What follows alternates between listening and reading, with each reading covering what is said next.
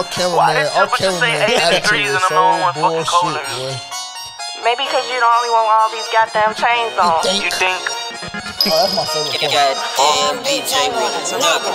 13 hoes like Steve Nash. Louis V duffel keep the bags in the bag. I'm trying to take the whole team, man. I got no rooms for all that. Welcome to FPFO, For Panthers Fans Only. I'm your host, JJ. I'm your co-host, Terrence the Guy, back with another episode. Back with another one, man. A lot has happened this week, man. This is why, I kind of like keeping the same schedule, but a lot has happened this week. The most notable of the occurrences, us getting beat out, because I was going to describe it a little more vulgar, but because it wasn't that bad defensively, I'll just say we got beat. We lost 13-3 to Baltimore. We'll talk about that a little bit as time goes on. It's being rumored that Steve Wilks is in as a Carolina Panthers head coach going forward. That is the rumor going on right now. Report came out, Bleacher Report, NFL Network, etc., that Steve Wilks was likely going to keep his job as a Carolina Panthers head coach. So we're going to dive into that a little bit more. And then, of course, y'all's favorite head coach that, has been our head coach for the past 2 or 3 years is currently on a media run. Yeah. I peeped that. He been saying some stuff. I mean, I really, man, let's go ahead and cut the music. I don't really understand, for me personally, I don't understand what Matt Rule has to say about football as a whole, really. I don't even know why these platforms, why these networks are giving him a platform. I really don't. Honestly, what is Matt Rule going to say that changes the outcome of anything or gives insight on anything? I mean, I don't think it's going to change nothing, but I personally don't have a problem with it. Fuck him. Honestly. I do. Well, I would say what he said was some bullshit, but I don't, saying that he didn't lose the locker room. Like, it didn't end the way he wanted to, but he didn't lose the locker room. Like, I think that was complete bullshit because so many people were happy that he was gone, i.e., sorry-ass Baker Mayfield, because he had made a comment about, things look different now that we got some people gone. And so I'm assuming he's talking about either Robbie Anderson or Matt Rule, which I don't know why he would be talking about Robbie Anderson. Or Christian McCaffrey, yeah. But which one is the sensible out of those couple? Yeah, I would say Matt Rule. Right. And just a tad bit of foreshadowing here, it didn't make a goddamn difference. Baker Mayfield still looked horrible. Yeah. He still looked pathetic. And he still showed that he does not have the ability to be a starting quarterback in the NFL any longer. Baker Mayfield is garbage. Baker Mayfield does not deserve to be under center ever again for the Carolina Panthers. And Baker Mayfield needs to be on the first flight out of Charlotte once Week 18 has completed. That simple. What would you like to say? Nah, I agree. And it's crazy because it's like I always seem to get in these disputes with these Baker fans, man, that just think that he is above like what he actually is. But every week that he touches the field, I'm not going to say every week, every time he touches the field, he shows us exactly who we proclaim him to be on this podcast. Somebody that he just fucking sorry. I mean, it's just as simple as that. And I don't want people to get it misconstrued that we are saying that we have an answer at quarterback in Carolina right now. Like, I don't want people to feel like, me personally, I'm not going to speak for you, I personally don't think Sam Darnold is the answer, P.J. Walker is the answer, or Matt Corral. I haven't seen Matt Corral play, obviously, that much, but, I mean, well, we saw him in the preseason. I was about to say, yeah, judging by the preseason, I would say he's not the answer either.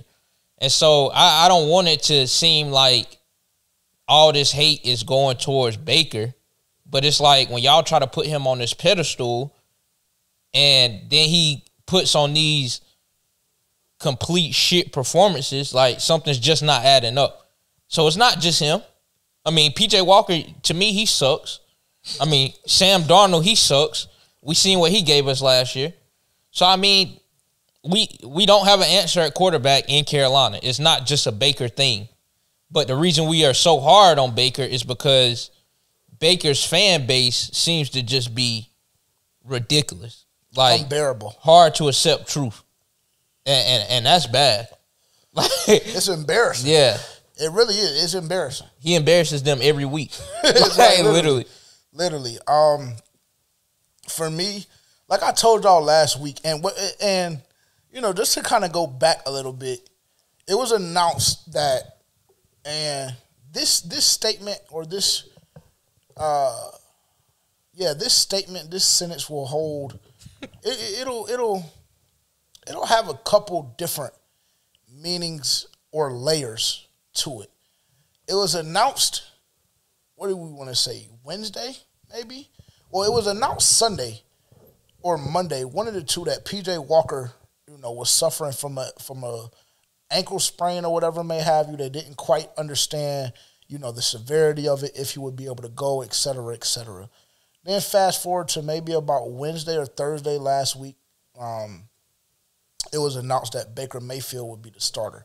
Yeah. Why I say, you know, that statement or that sentence or, you know, that paragraph or whatever may have you will have a bit of or a couple layers behind it is because the PJ Walker injury really should not have occurred.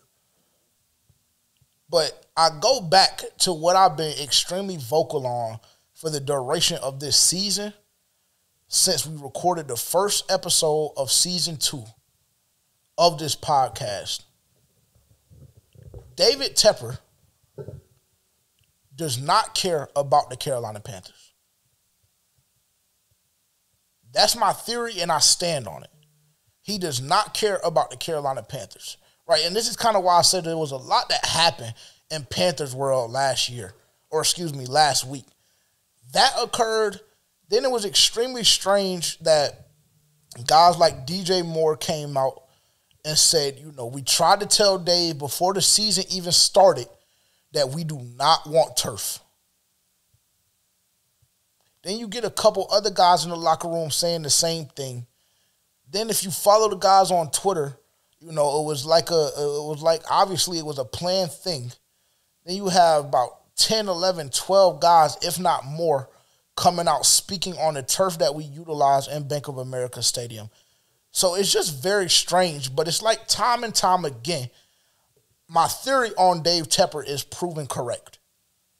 He doesn't care about this football team, and he doesn't care about the players, nor what they have to say about anything.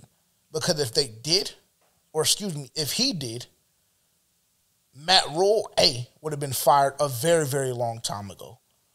Way further back than week 6, in my opinion. And B, we would still have natural grass. But because, you know, it's a little more profitable, you know, we can have a couple more concerts a year during the football season. Because we can bring in a soccer team and we can change the field and manipulate it, you know, numerous times a week. Because that's the case, I don't really care about y'all's safety, nor do I care about what y'all have to say about the decision that I'm going to make. I'm just going to make it. And y'all have to live with the consequences. He doesn't care about the Carolina Panthers. Now, going back to another layer in that original statement, PJ Walker did not play Sunday 2 or 3 days ago against the Baltimore Ravens. And it showed big time. It really did. I mean, it showed big time. Our offense looked, you know, it seemed as though it regressed back after a great performance from the Atlanta Falcons on the ground. We couldn't get anything going throughout the run game. We couldn't get, we couldn't get guys open. Baker Mayfield couldn't throw through windows. It was just tough. It was tough to watch. It really was. Yeah, I agree. I agree. Yeah, I think that I was telling people, like, I definitely feel like PJ would have definitely got us more than 3 points.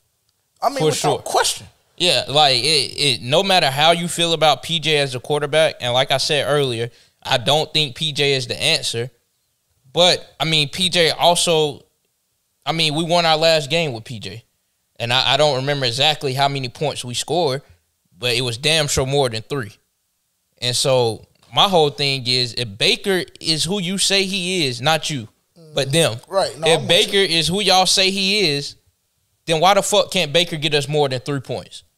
If you go into a game and hold Lamar Jackson to 30 rushing yards, and hold the Ravens' high-powered offense with that offensive line, with Mark Andrews, Kenyon Drake has been playing great these past couple of games. If you go hold that caliber offense to 13 points, you expect your offense to win that game. For sure. Like, it's no question. You expect your offense to win that game. Yeah.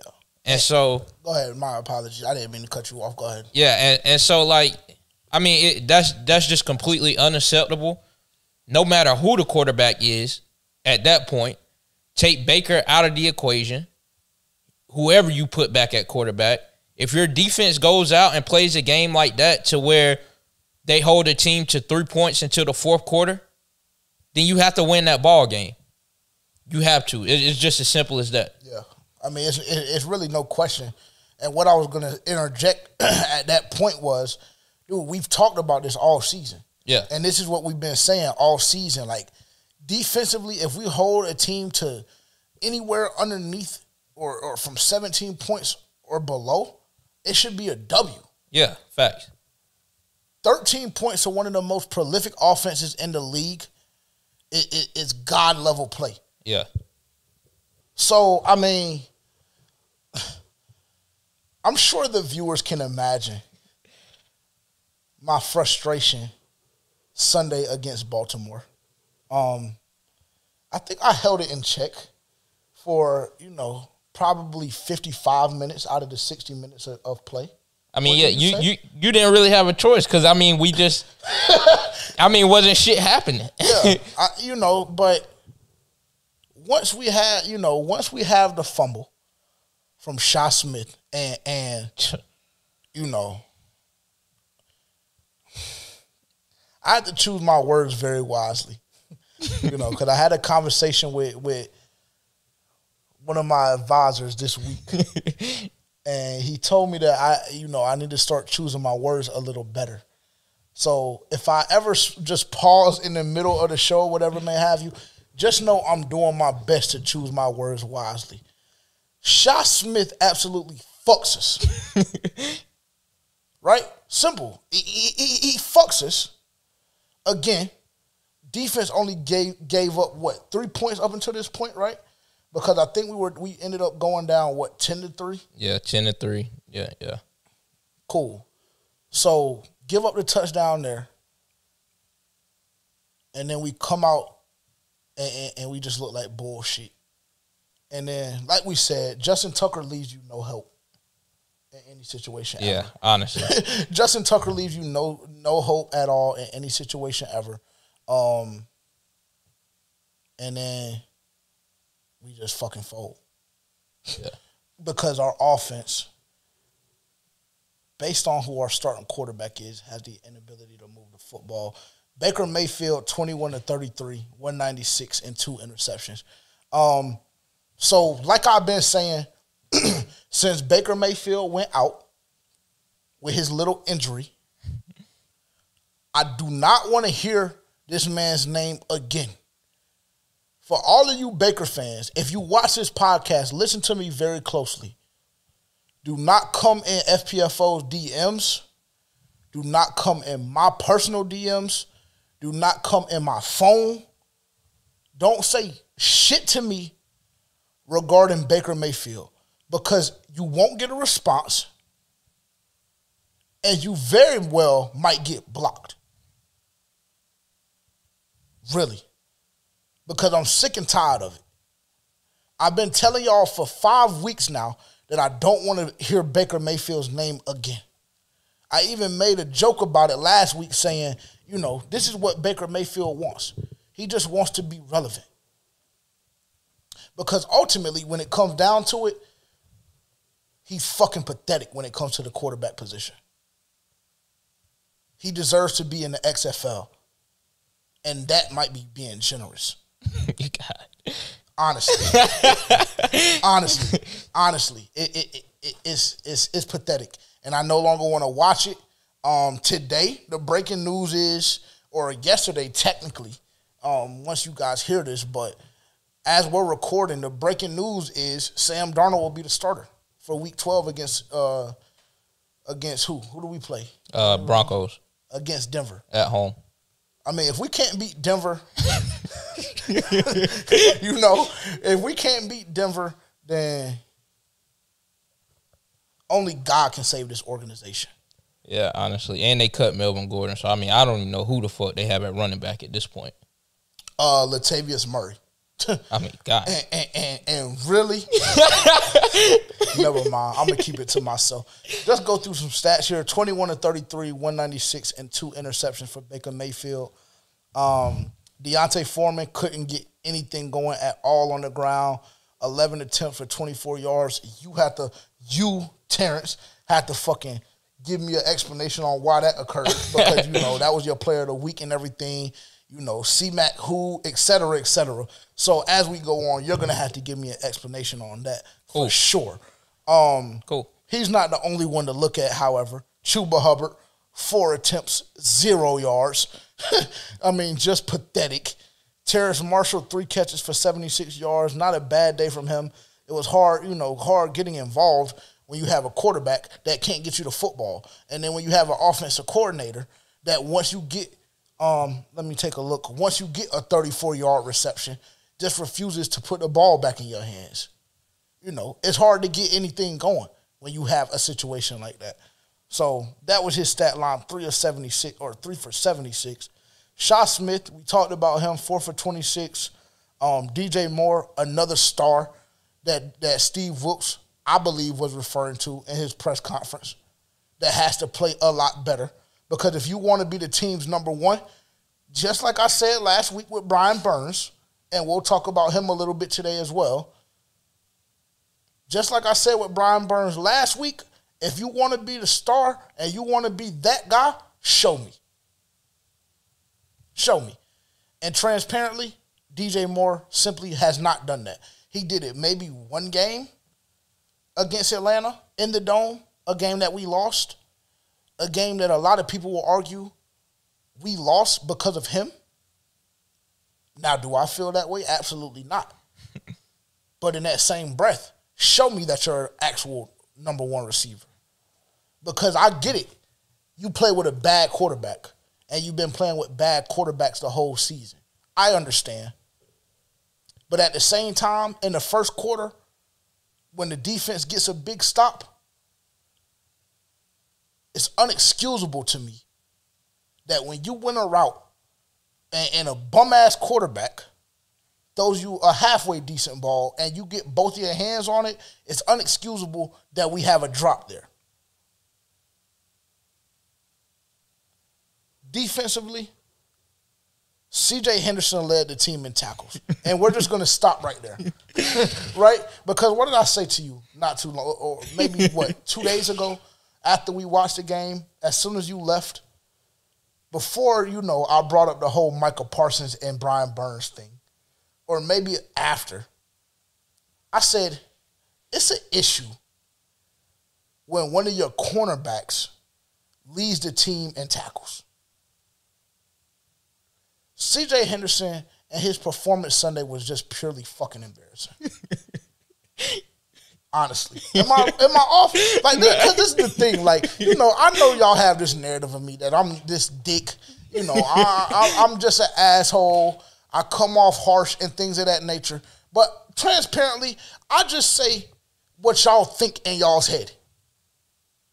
I'm the voice in y'all's head that is completely unfiltered. C.J. Henderson was fucking pathetic Sunday. He was. J.C. Horn, really no better. Like, I understand these Pro Football Focus and these grades and shit like that keep coming out, but the big run that Lamar had that I want to say got called back from a holding. Oh my God! When JC was the only containment up until that point. I don't understand, and maybe maybe I'm jaded. Maybe I'm taking one play and trying to make it a huge deal. But Jesus Christ, I mean, my God, that effort, pathetic. And I told myself this week I wasn't going to tweet, right? Because the season is over. I hope as a family we can come to that agreement, right? And you say the season is over, right? Oh, for sure. Atlanta won last week. New Orleans won last week. Tampa Bay had a bye. They're already 2 games ahead of us. I think we can all agree that the season is pretty much wrapped up now at this point, with the remaining schedule looking the way it does. The season is over. So I told myself I wasn't going to tweak. But as I watched film, there were a lot of things that just pissed me the fuck off. Another one of those things, it's almost time to have a conversation about Taylor Moton as well. It is. But, would you care to comment on the stats? Would you care to comment on the stats or anything, referring to the game? Yeah, so I have a few things to say. I mean, you know how you was telling me that it's like the defense plays a certain way when a certain player is on the field, and how you said that player was Frankie Louisville, and how I pushed back and said they were missing one player in particular. Yes. You know who played last Sunday that hasn't played in, about 4 or 5 weeks? A linebacker / safety hybrid that cannot fucking cover? Is that what you're referring to? Referring to Jeremy Chin. Okay, cool. So, yeah. Well, yes, we're all the same page. Jeremy Chin came back and held the Baltimore Ravens. Well, collectively. I'm not going to say he did it by himself. And the defense held the Baltimore Ravens to 13 points. They didn't score more than 3 points into the fourth quarter. And honestly, I just feel like when you have a player like Jeremy Chin who can sit back and quarterback the defense, and if you watch the pregame, he had them niggas teed up in the huddle. And I think that's what sparked it. You think so? He told them, hey, nobody give a F about us. It's us. And the nigga ain't he told her straight up, hey, nobody give a F about us. And them niggas went out that bitch and let their shit drag. So, I mean, all credit to Jeremy Chin. Hats off to Jeremy Chin. The stats might say otherwise. See? But I seen a different defense when Jeremy Chin was on the field versus a team like the Baltimore Ravens. And that's what I have to say on that point. Going back to Deontay Foreman, honestly, I just don't know. I really don't. No. You're not getting off the hook that easy. Explain it. Well, I mean, explain it to me. It was just like the nigga was like missing reads, like wasn't hitting the right holes. I mean, he just had a bad game. I mean, shit. I don't know, like. He looked pathetic. Yeah. Just like everybody else on the offense. Yeah, I was about to say, he looked just as bad as everybody else on the offense. I mean, when you come off a game like the previous game you had and games throughout the season where you crack north of 100 yards and don't even get what? He had 24 yards, 11 carries on 24 yards, averaging 2 yards a carry. I mean, that's just fucking pathetic.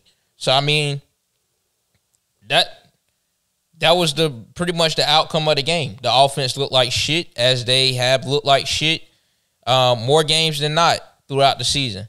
And, I mean, the running game couldn't get it together. And when you have to rely on a quarterback as the caliber of Baker Mayfield, then, I mean, what do you really expect out of your offense? I mean, he sucks. So, I mean, and I had people tell me that that the offensive play calling, they don't throw the ball past 5 yards because they made this comment when P.J. Walker was the starting quarterback, which I think he still is, but he's injured. But they made this comment and said the offensive play calling is not calling plays past the line of scrimmage or past the sticks. Is because they have a quarterback who can't throw the ball past the sticks. My thing is, if Baker is what you say he is, I mean, why the fuck? He threw the ball 33 times. Didn't crack 200 yards. 2 interceptions. I mean, if he's that guy, I mean, I don't get it. Another batted ball. Have we seen a batted ball from PJ Walker? Maybe one. Maybe one. Maybe one. And we seen probably 20 from Baker.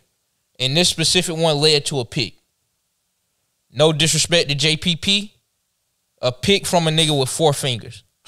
So, I mean, like, at this point, it is comical. Like, at this point, this shit is comical.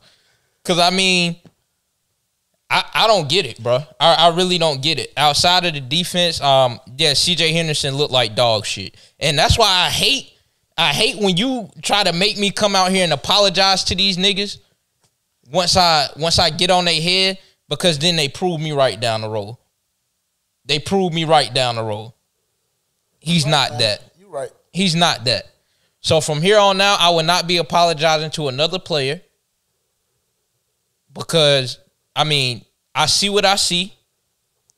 And if you shit, then you shit. And that's the bottom line with CJ Henderson.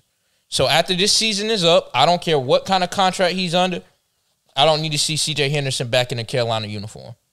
I'm going to just go ahead and put that out there. And Shaw Smith, my God. I mean, literally, every aspect of the game, Shaw Smith just scares me when the ball is anywhere near him. Anywhere near him. Yep. Punt return, kick return, 5-yard out, 20-yard bomb. Like, I'm just scared when he has to make a play on the ball because I don't know what I'm going to get. And we said earlier in the season that Shaw Smith should not be returning punts. Exactly. We said that about 5 weeks ago, that he should not be returning punts. He about gave that bitch up again after he fumbled on the little 5-yard out. Well, on the stat sheet, he has 2 fumbles. They gave him 2 fumbles. He only lost 1. So, I mean. So, he did give it up. Yeah, exactly. So, he did give it up. So, I mean, it's just like plays like that, man, and players that we continuously come out here and talk about that, I mean, I don't know why you continue to put him in this situation to where he completely fucks up your team. Like, I really don't understand it. And I think he dropped a touchdown pass, right? No, that was Terrace. That was Terrace that dropped a touchdown pass. Allegedly. I don't consider that a drop. Okay. If a cornerback has you pinned against the sideline, he plays absolutely great coverage, and the only thing you can do is get your offhand, left hand on the ball. True. For me personally, I don't consider that a drop. Now, I will say, everything that we said about Baker Mayfield, phenomenal throw. Yeah. Phenomenal throw. Only Terrace Marshall could make a play on that football. Unfortunately, the cornerback, I don't know if it was Marlon or somebody else, or Marcus Peters, one of those 2 guys, I believe. However, absolutely beautiful coverage. Yeah. Great play all around. I think Terrace Marshall ran the route the best that he could. Yeah. I think Baker Mayfield threw the ball the best that he could. And I think that the defensive back covered the best that he could. Yeah. Unfortunately, that rep went to the defense. Yeah. Terrace Marshall, he also has a lot of growing to do and developing. He's just not one of those receivers that is going to make that catch. Yeah, no. As in, like, Stephon Diggs, DeAndre Hopkins, Devontae Adams. Yeah. A receiver of that caliber. But, yeah. And then DJ Moore, he didn't really show me shit this game, or really none this season. I will cut him some slack because, I mean, he's had 2 different quarterbacks. Now he's about to have a 3rd quarterback, and just all of them have been dog shit. So, I mean, the offense as a whole has been shit. So, it's not, I mean, but when you get plays where you win your route and you're wide open, you have to make those plays. Absolutely. Because with the quarterbacks we have, those plays don't come often. And so you have to make sure you capitalize on stuff like that. That's what happened during the Atlanta game. Granted, he did go back and make up for it, but he dropped the pass this past week, and those are just plays you have to make. And, I mean, he just didn't make it. So, I mean, he hasn't really shown me anything. And, yeah, I don't know. And I hate this little play that we do with Laviska Shenault. Oh, my God, bro. Because, I mean, if we can sit here week by week and call it out, what do you think the coaches on the opposing team study on film? I mean, you get them out here, you get them to run this little sweep looking shit, run behind the running back. I mean, I either know you're gonna hand it off to the running back, or 9 times out of 10 you're gonna throw it to Laviska. I mean, because apparently we have quarterbacks that's too incompetent to even pull the ball and try to pick up yardage by themselves. So it's either one of those two options, and the shit is not fooling nobody. So, I mean, we can go ahead and dead that now. Yeah. So that shit is pathetic. And so, I mean, just in general, just an all-around shit game for the offense, I would say. Yeah. I mean, there's really nobody to highlight, in my opinion. Yeah. As it pertains to that. Just sitting here thinking, as you were talking, for me personally, there's a list of guys that come because, like I said, at this point, I'm under the belief and under the mindset that this season is over, right? So I've already begun looking forward into what our team may potentially look like next year. There's a list of guys, that I do not want to see in the Carolina Panthers uniform or a Carolina Panthers headset going forward. For me, I'll start my list with Ben McAdoo. Now, I know, Terrence, that I tried to come on here probably about 3 weeks ago and make you apologize to him. So maybe you're right. Maybe there is a theme. But I get too far ahead of myself and try to make you apologize, and then I end up looking like the dumbass, So maybe there is a theme. The top of that list, Ben McAdoo resides. Etor Gross-Matos, Though I will say, him and Brian Burns did do a relatively good job, because as I went back and watched film, I don't understand really what the assignment was for our DNs at certain points, but it was just like our eyes were getting lost, and I don't know why Lamar wasn't pulling the ball like 15 times more than he did Sunday. I really don't, because there were a couple of times where we got absolutely, just mind-fucked. Yeah. And if he would have pulled it, it would have been a 20, 25-yard gain every time. Yeah. And not to interrupt you on that, but that's something we were talking about. It's like, it seemed like they were doing a lot of crashing. But it's like, common sense would tell you, why am I crashing down the line on a quarterback? Like Lamar Jackson. Like, even if that is the assignment, which I don't know why the fuck that would be the assignment, but it's like, me as a player, common sense is going to tell me, hey, I'm containing the edge. He can do whatever the fuck he want to do through the middle. But you're not going to beat me to the outside and run up the field for 50 yards. Yeah. That's just not going to happen. It was way too much of that. And so I didn't really understand that either. For sure. And I know a couple of times also when I was watching film, there were a couple of times, and even I think Mark Sanchez, I believe he mentioned it. There were a couple of times where we would try and run these, these schemes or whatever defensively, where we would crash the DN down, and then we had help roaming over the top with the linebackers or whatever it may have you. But I didn't like it.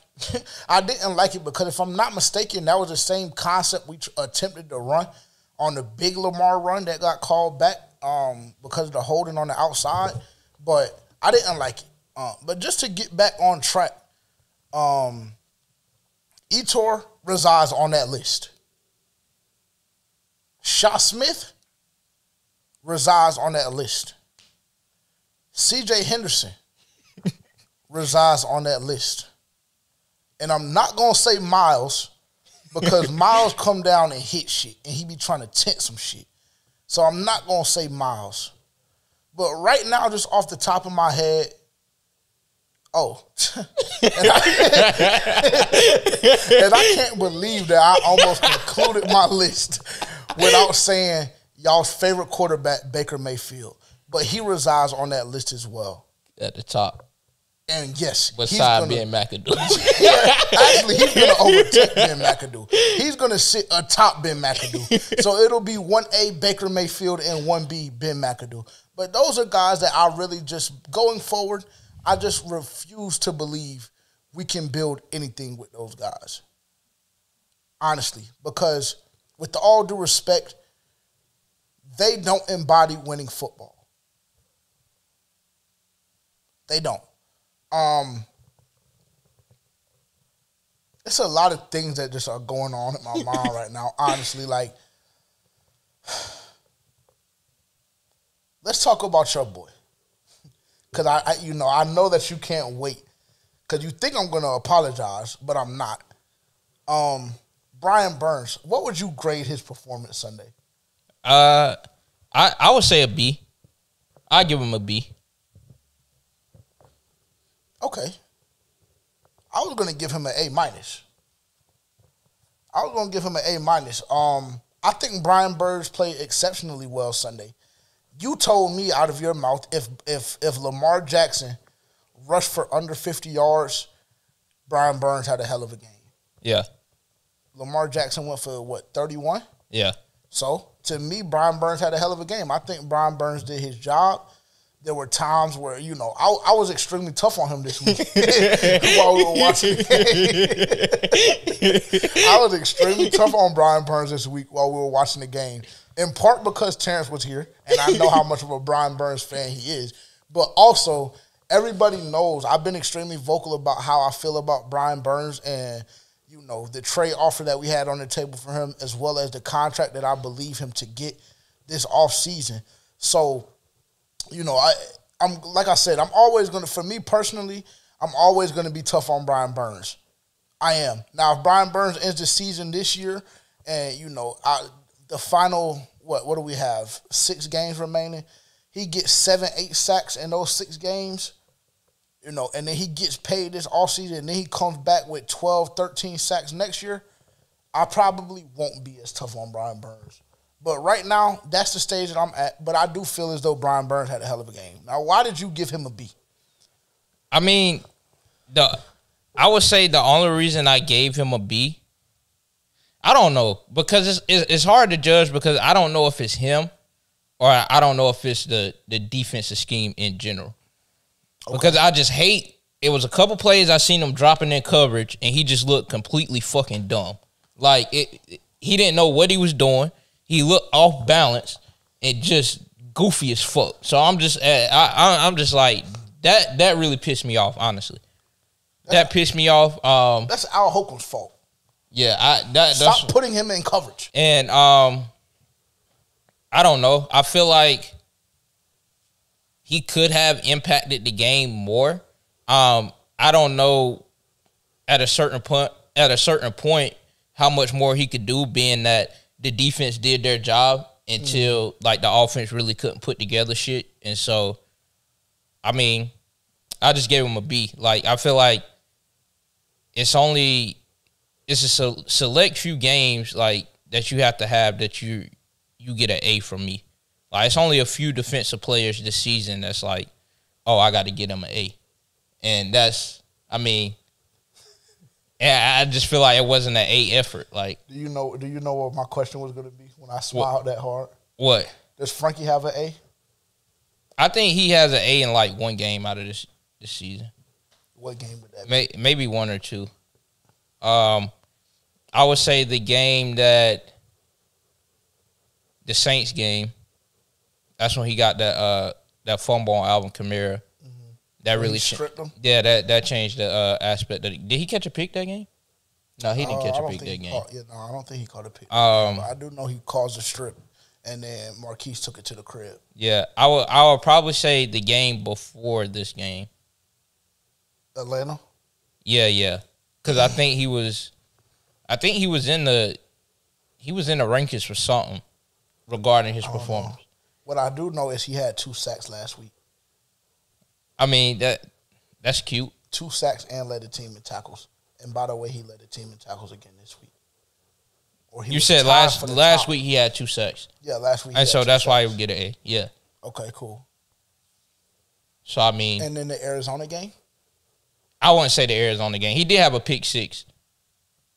Maybe. That's debatable. I don't know what his other stats look like. I mean, but that's debatable. We don't have to talk about him today. Yeah, I mean, I wasn't about to give him any time, because honestly, why do you hate him so much? I don't hate him. Terrible, You bro. Just the same reason you hate Brian Burns so much.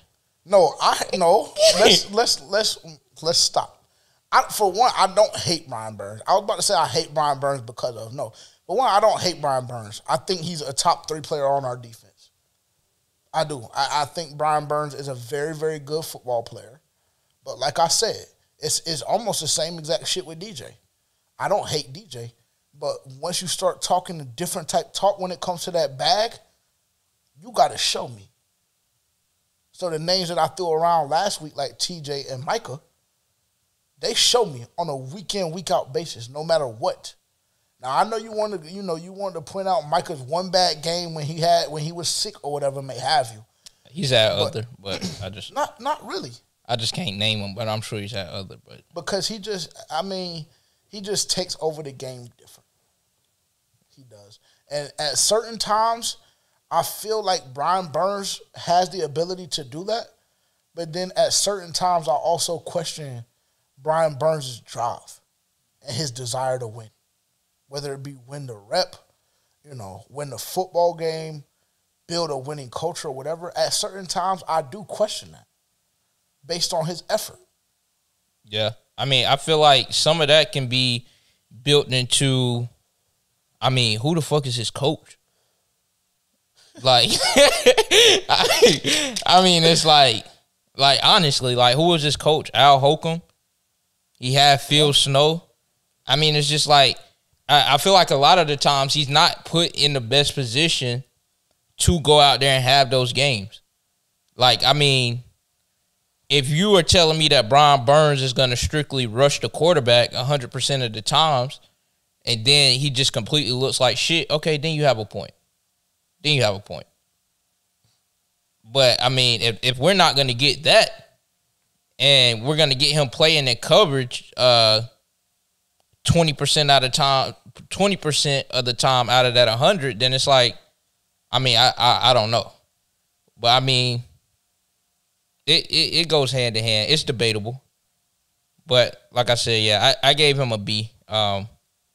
It takes a lot for you to get an A game out of me, but. Fair point. I was just curious. Yeah. This is just random. It popped up on my Twitter, because I like going back and finding topics on Twitter that I just see Panthers Twitter just piss me off throughout the week. Sometimes I forget, but sometimes I like getting on and just remembering. Just a random thing that just crossed my timeline. Robbie Anderson, since he's been with the Cardinals. Has he even fucking played? That's the problem. He has played 4 games, 7 targets, 1 catch, -4 yards. Playing great. Just pathetic. Just pathetic. Now, yes, that was random, but it just came across, like I said, and I wanted to touch on it. Steve Wilks. Let me see if I can pull up this article and read a couple sentences from the report that came out this past week. What about him potentially assuming a long-term role? Yes. As head coach? Yes, sir. Let me see if I can find it. I should have been a little more prepared. But, if that is the case, if that does happen, how long are you thinking for? Does he deserve the same time? Well, I obviously think he deserves the same time Matt Rule had. That's inedible. He's not going to get that. We've been having this conversation since Steve Wilks assumed the head coaching position and seemed to have changed the culture in the locker room around.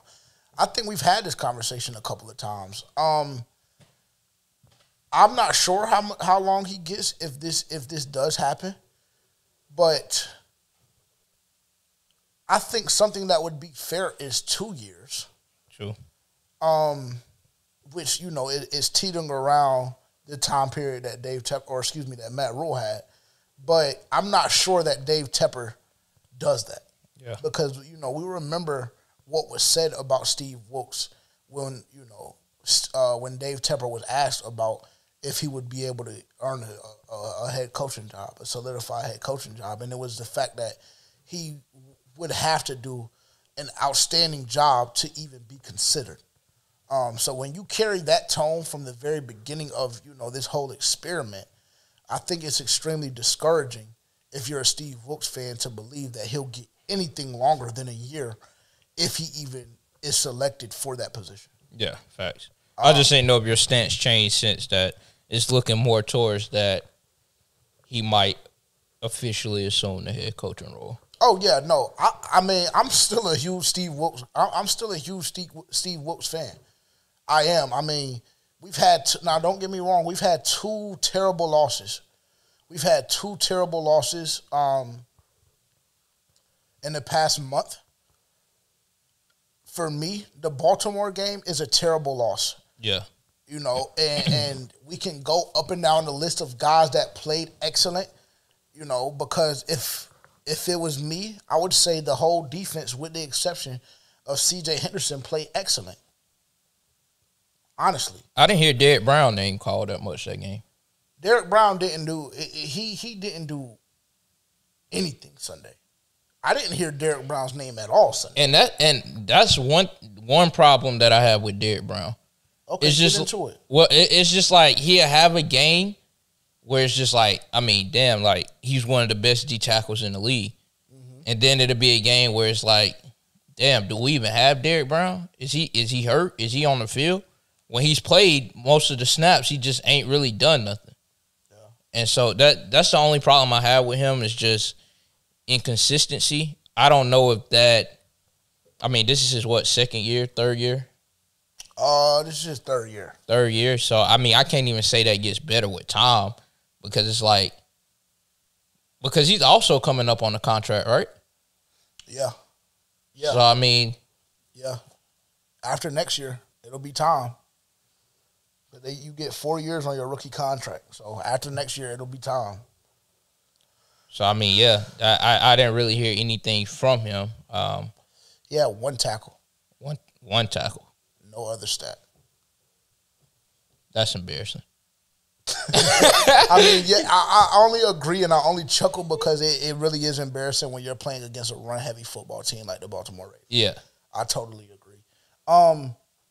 And not for y'all to, feel as though we're picking on C.J. Henderson, but he played horrible. And we're going to get back on track and speak more on the Steve Wilks situation because I kind of, it happens all the time where I'll say something and then I'll just start rambling and we'll end up in a different place. So I am acknowledging that we're gonna right the ship as it pertains to that.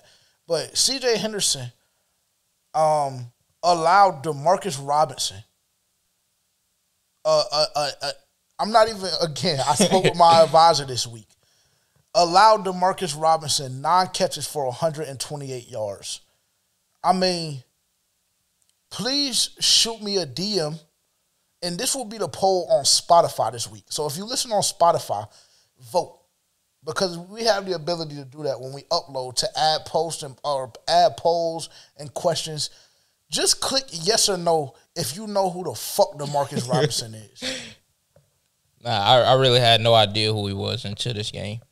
And then I'm just seeing him toe tapping and shit. I'm like, bro, what is this, bro? Nobody does. Like, we allowed the most.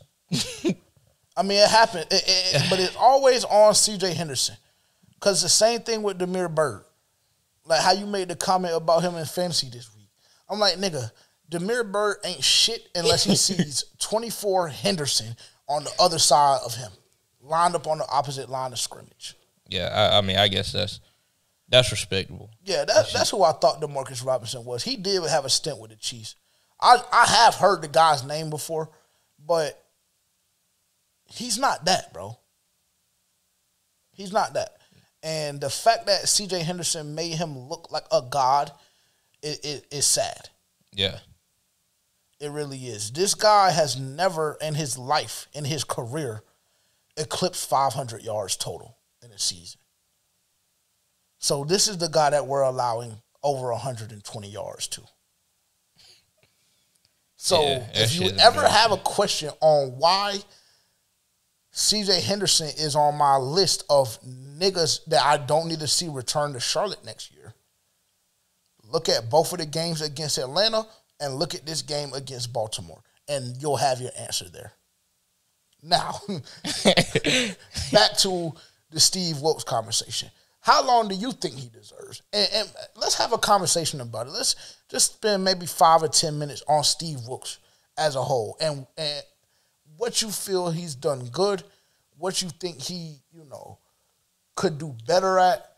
How do you feel about Steve Wilks? How do you feel about this report that, seemingly he will be the head coach next year, etc.? How do you feel about Steve Wilks?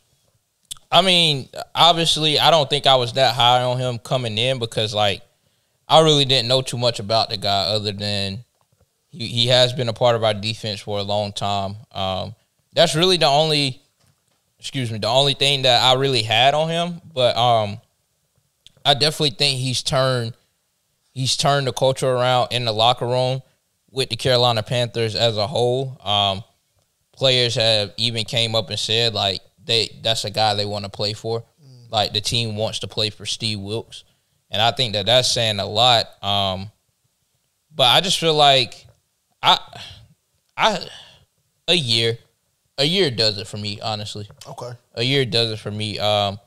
And that's because I want him to be able to right the wrongs of the bullshit that he came in, that Matt Rule left. I want him to be able to start over with a clean slate, obviously. And the reason I say a year is because I honestly feel like we have a great defense. We need a few more pieces.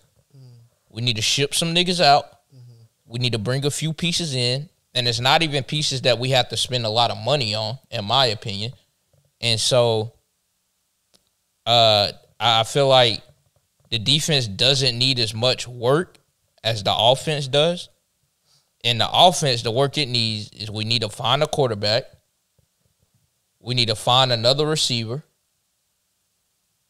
and a tight end. And maybe a running back. Maybe.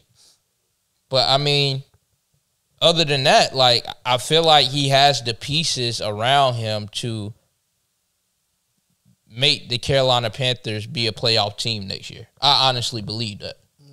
And I agree. Yeah. And so I feel like a year, let's see what you do in a year. We'll give you a year. Let's see what you do.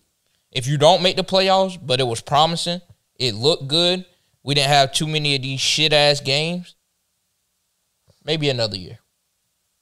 If you fuck us, you gone. But the thing is, my only thing for Steve Wilks to continue, he has to get rid of Ben McAdoo. And I'm sorry, I know this is his boy, Al Holcomb. Shit. Go? Why is that? Or go back to the DB coach or D-line coach. Why is that? I mean, after that Bengals game, I was just like, I don't want any coach that lets fucking 42 points get hung on their head. I mean, yeah, bro, but I don't put that on Al Holcomb. I do. I put that solely on the players. Because let me ask you a question. The defense that you saw against Cincinnati and the defense that you saw 2 days ago, were they the same? Nah, they wasn't. Okay. And that comes solely based on, from an effort standpoint, in my opinion. That has nothing to do with game planning. That's why after the Cincinnati game, I didn't say a word about Al Holcomb. Maybe I brought him up in conversation or whatever may have you. But I put none of the accountability on him. Because for me, that wasn't an Al Holcomb issue. That was the 11 guys on the field playing with a piss-poor effort. Yeah. A piss-poor effort level, right? And we've seen 2 consecutive weeks of a defense playing with a high effort level, right? Or a week and a half, because we played the Thursday night game against Atlanta. Yeah. But a week and a half consecutively, we've seen a defense play with high intensity, high motor, high effort, right? So my problem necessarily isn't with Al Holcomb as it pertains to the Cincinnati game. It was with the defense, the defensive personnel on the field. Yeah, I mean, I agree to a certain extent, but for me as a person,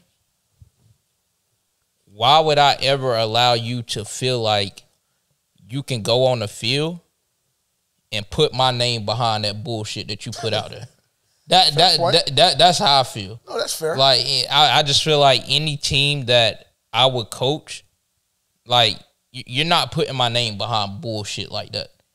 You know that's not what I'm about, and you know that's not who I am, and you know that's unacceptable. So to even go out there and think you can put on some shit like that, that's just completely unacceptable. And then just like, it was some like play calling issues. I didn't really see that much of it. It was a couple times he did that little 3-man rush bullshit, and I just hate. We talked about that. I just hate when we do that in any time of the game because it just doesn't fucking work. We don't have the defensive line to run that. Yeah. Like we don't. I'm sorry. We have Brian Burns DB, and then we have Gross Matos on the other side. We just don't have the defensive line to do that. So I hate any time that I see that. And then and it was a few times where I just feel like the coverage was just way too soft. For sure. Like way too soft. 3rd and 8? Yeah. 3rd and 8 we went soft and only sent 3. Yeah. Like that, to me, that makes no sense. And so it's just stuff like that. I mean, I don't know what he's seen that he thought that would work. Like, and I don't necessarily want to put all of the blame on him because I don't know how coaches work in that situation. Like, I don't granted, it might be coaches that call stuff like that sometimes. Yeah. Like, I doubt that there will ever be a time that a coach does not call a 3-man rush in a soft coverage during any point out the season. 3rd and 25. Yeah. Yeah, so that, to me, and I also feel like a part of me feels like Steve Wilks still has a lot to do with the defense. And so, I also got to give credit to Steve Wilks when it comes to the defense when they play well because I know that he's a defensive-minded coach. Yeah, for sure. And so I think he does still put a lot of effort into having that defense playing up to par outside of Al Holcomb. I just feel like if you have a chance to go get a more established guy. I don't know if D'Amico Ryan to be looking for it. Well, I definitely don't think he would leave his defensive coordinator job in San Francisco to come to Carolina and be a defensive coordinator. Maybe. Why not? You think? If you offer him the head coaching job and you tell him, okay, cool, well, you're here before April or you're here before the end of April. You tell us what quarterback you want. You tell us what free agents you want, and let's build on this thing. Why not? Why wouldn't I go run my own operation? Yeah. Well, I was saying I just feel like if you have a chance to go get a more established defensive coordinator. Yeah. From a defensive coordinator standpoint. Yeah, from a defensive coordinator. You're still stuck on Al Holcomb has to go. Yeah, I'm not going to say he has to go. I just don't know if he should have the defensive coordinator role. Okay, I understand. And so, those are the only conditions that I have with Steve Wilks. Like, we definitely have to get rid of Ben McAdoo. That's a no-brainer. Al Holcomb is questionable. Gotcha.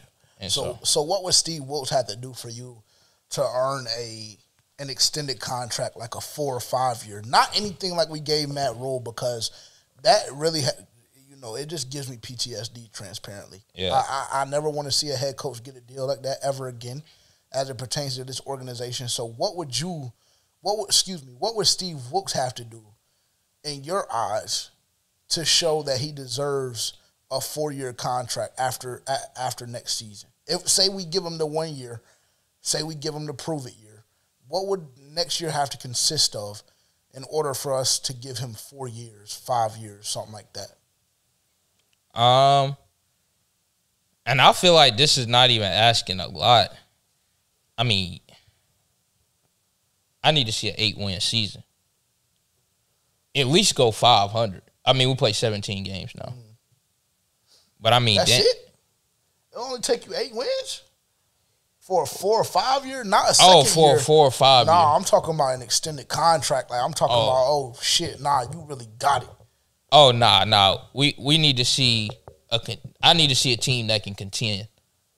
Like, I need you to make if we give him 1 year, well, let's say we give him 2 years.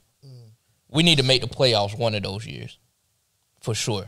That's the only way that's going to solidify it. In the year that we don't make the playoffs, it need to damn sure look promising. Facts. Okay. Like, it need to look like a couple mistakes here, a couple mistakes there, and we win 1 or 2 games and we're in the playoffs. Okay. It needs to look something like that. Okay. But if we can't get that done, then I don't see it. Then you got to go. Fair. For me, I don't even know what it. I really don't know what it would take. I think that for me personally, if I'm the GM or I'm Dave Tepper, like I may consider giving Steve Wilks a 2-year deal right now. Yeah. But that's just based on the things that I value, right? I see a completely different team with Steve Wilks at the helm. Yeah. I do. So, I was able to give this dork 7 years out of college, unproven guy. Only thing he could really do is recruit, et cetera, et cetera. I was able to bring myself to give him 7. I think that based on what I've seen from you already this season, I think that I could give you a 2-year deal. Yeah. Now, like you said, if, I decide to give you a 2-year deal and you get to bring your quarterback in and you get to kind of develop the culture and build the team the way you want it to go, that first year, maybe I'll give you some leeway. Maybe, 7-9, 8-9, something like that. Or 8-9, 7-10. Even that is kind of pushing it. Yeah. But 7-10, 8-9, okay, cool.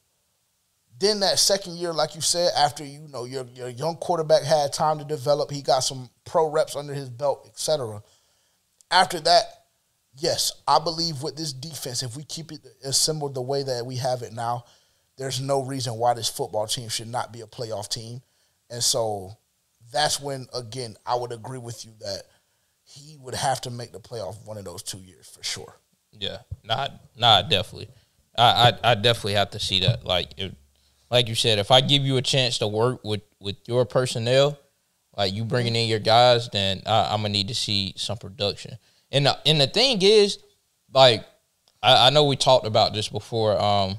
Matt Rule was a shitty coach, but he was a hell of a recruiter and a drafter. Yeah. And so I just hope that, we still have some of those guys in place that can help make those decisions on draft night. Because right now we do have the number 2 pick. Yeah, I saw that. that. The number 2 pick. Yeah, I saw that. If you don't know what we're talking about as it pertains to Steve Wilks and that whole situation, this is the headline, and then I'll read a couple of sentences or whatever from the article, and then we'll move on, kind of wrap up. NFL rumors. This is Bleacher Report. Paul Cashman. I have no idea how to pronounce your name. I apologize. Yeah, I'm not even going to try, but it's from him. Again, from Bleacher Report. NFL rumors. Steve Wilks likely to be seriously considered for Panthers full-time head coach. The Carolina Panthers are seriously considering interim head coach Steve Wilks for the team's full-time coaching gig. 5 games through his 12-contest tryout, Wilks has impressed Panthers leadership enough that he is expected to be seriously considered for the full-time job after the season, according to multiple reports. That's the article that came out that, kind of guided us in the direction that we went with the whole Steve Wilks conversation. And I think, it'll be interesting. It'll be interesting. It's seeming as though, the Panthers leadership, quote unquote, as the article referred to them as, it seems as though they're kind of looking at it from my standpoint, in which, like, bro, you came in with a completely dysfunctional organization, completely dysfunctional and disgruntled team, and already after a month and a half, you've changed the culture. Yeah. And we see that and we acknowledge that. So it seems as though that's the stance that they're taking, because it's not like we've played like outstanding football. We've just looked a little bit better than we have the past 2 years. Yeah, I agree. As a team as a whole. So it seems as though that's the approach they're taking. I think that it's gonna, make leadership feel good if you bring a guy in that gets guys that completely buy into what he's selling. And I've been extremely vocal in saying that I believe that that's what Steve Wilks is doing. Yeah. And week in and week out, players prove me right on that, because, there's sound bits all over from the past month to month and a half of that being the sentiment echoed throughout the locker room, that Steve Wilks is, in fact, changing the culture, and guys are totally buying into what's going on at this point. And even with the comment with Baker Mayfield, you know, as much as we shit on the guy or whatever may have you, even with the comment that he made, I want to say Friday or Saturday before, or Thursday or Friday before the game, and saying, you know, it's going to feel a lot different and it's going to be a little bit better because, you know, certain guys aren't here anymore. We all understand that those certain guys that he was referring to was Matt Rule. Yeah. I think that all questions and any, you know, hesitation on that being the guy he was referring to is delusional. I think wholeheartedly he was referring, you know, to Matt Rule in that situation, and I believe that that is the sentiment in the locker room right now. I really do. I think that guys want to play for Steve Wilks, and I feel as though guys feel as though he has what it takes to build a winning culture in Carolina. So we'll see. Yep. We'll see.